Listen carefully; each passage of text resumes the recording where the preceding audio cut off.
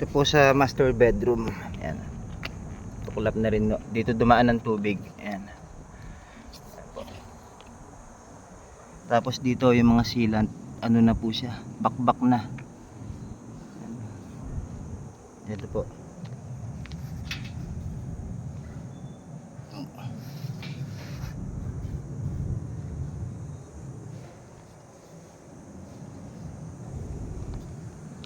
Yan. Yung mga butas po yan. Ayan po, may butas na. Marami na po siyang butas. Ayan o. Butas na po yan. Ayan. Kaya po pumapasok ang tubig. Ito pa. Di ko nakita nung ano, nakaraan check. Ito pa mas malaki. Ayan. Kita ho ba? Ayan o. At po yan, mga butas na ho. Ito yan. Yan.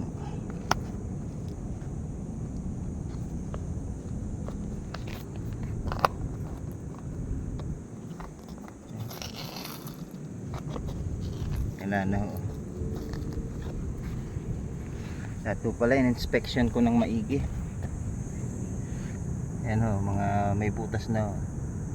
Ayan ho, tanggal na ho. May siksikuan tubig yan. Ayan. Ito, tubig pa ho. Pasok din ho ang tubig, sira na ho. Ayan ho.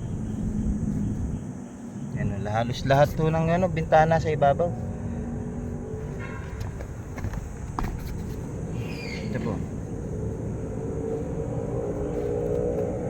Sira na rin po yan. Sa taas. Sumisiksik ko.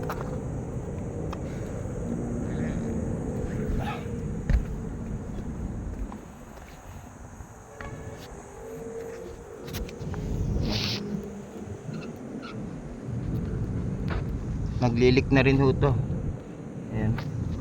Hindi pa pumapatak sa loob pero malapit na ho ito. Ayan pa. Ayan na. Saka ito, ano na, bulok na ho ito. Kinain na ho ng ano, tubig. Umaangat na ho.